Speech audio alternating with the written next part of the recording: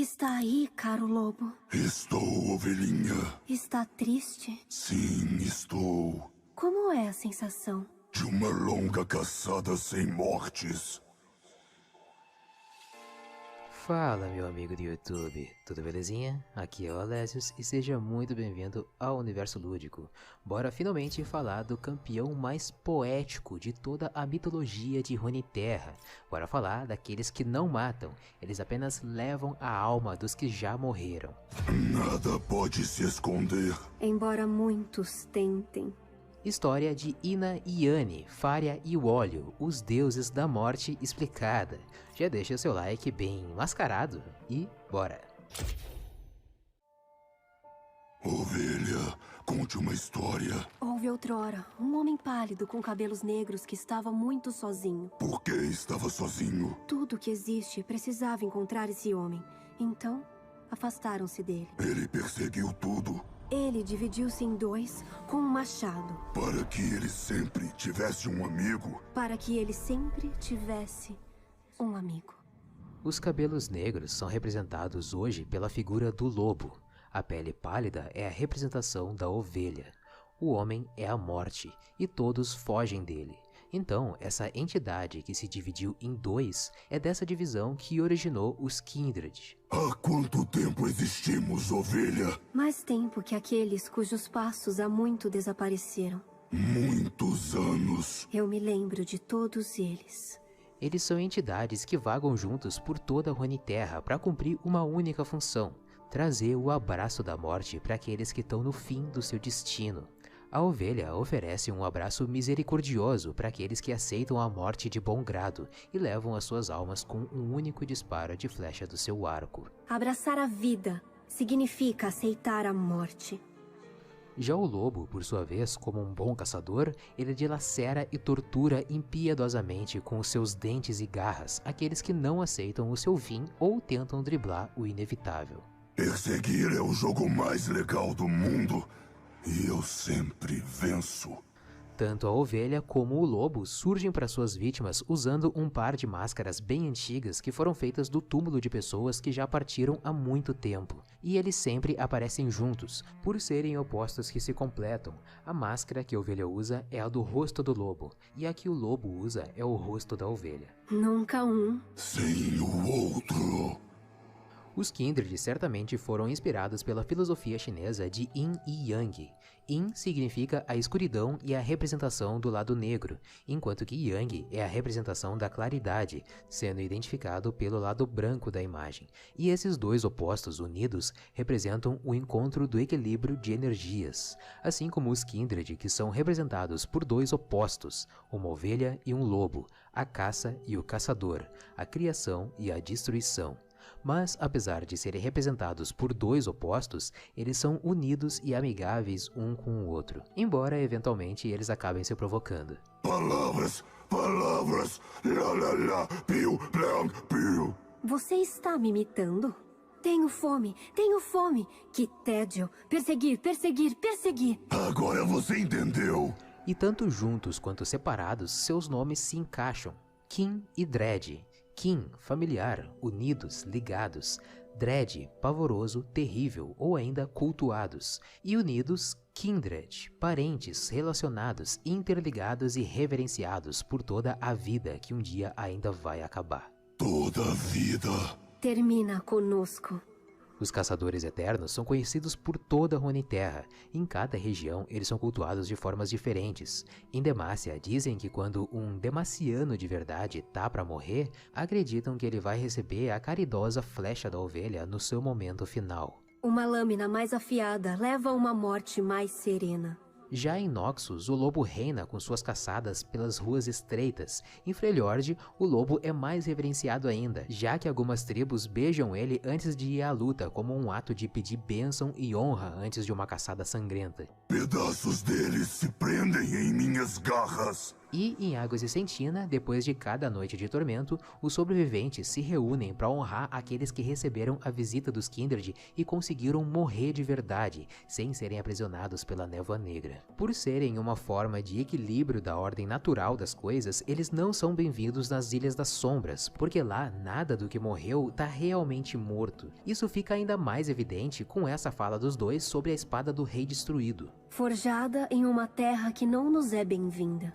Além disso, eles não gostam muito de pessoas que desafiam a morte constantemente, como o Echo, que sempre que ele tá por um fio de morrer, ele usa o seu Revozi voltando no tempo e não morrendo. Sabemos seu nome, criança, tecido por incontáveis quase vidas. Outro caso curioso é a relação dos Kindred com o Amumu. Entendemos sua solidão, mas... Fique longe.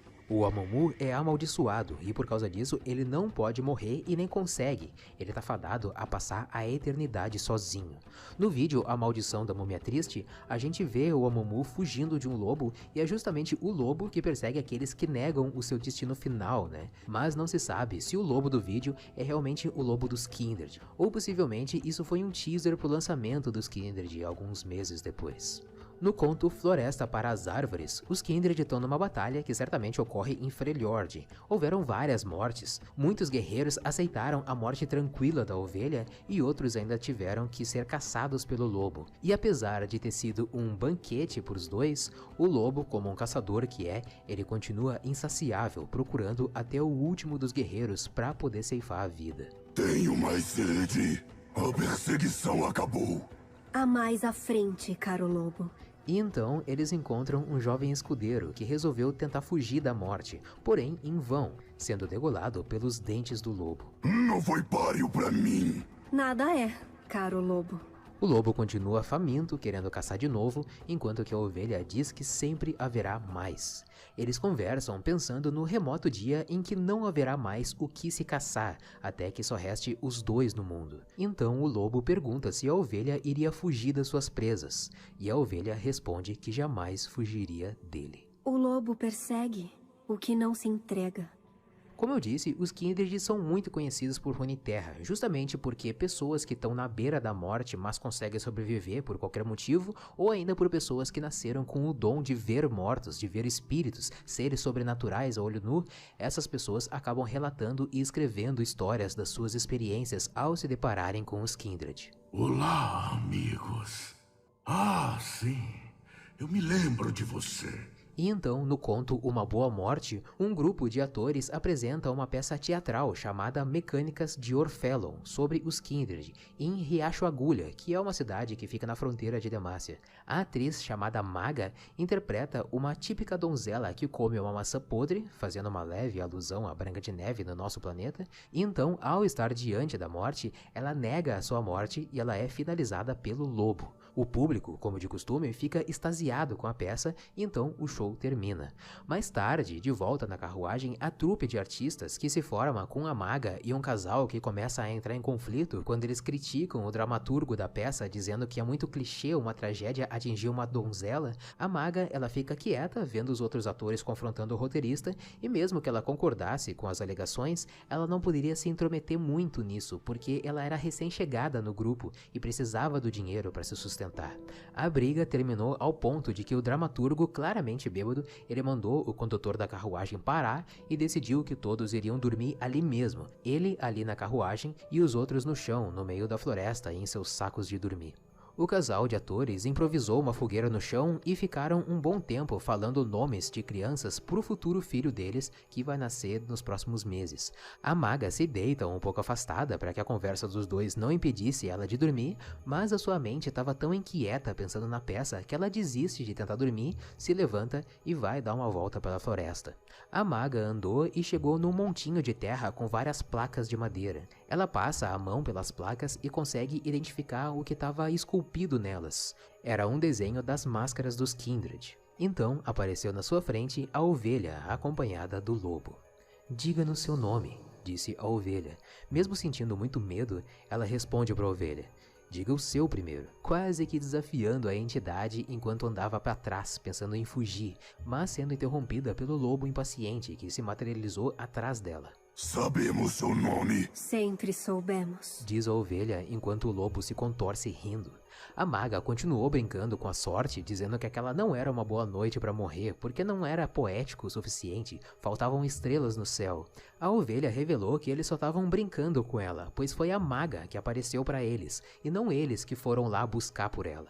Então o lobo estava cada vez mais impaciente e disse para eles irem logo caçar aquilo que eles foram caçar. Por agora saiba que sua encenação nos agradou e que vamos assisti-la até o fim no dia em que nos encontrarmos de novo.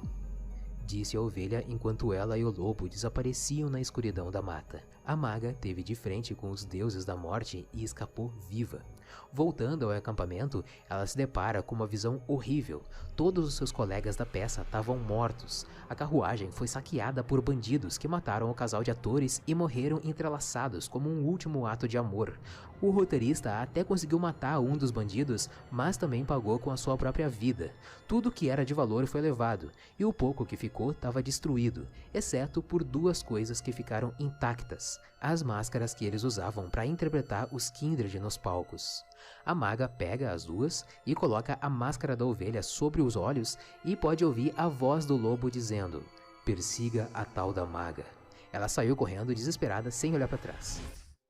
Muitos anos se passaram, a jovialidade da maga já tinha deixado ela há muito tempo, dando lugar a uma longa mecha de cabelo grisalho em seus cabelos. Ela estava no seu camarim, prestes a subir no palco para se apresentar numa arena lotada de gente, onde até mesmo o rei e a rainha estavam lá para prestigiar ela. Ela vestiu seu traje, colocou a máscara dos Kindred sobre a sua cabeça e subiu no palco.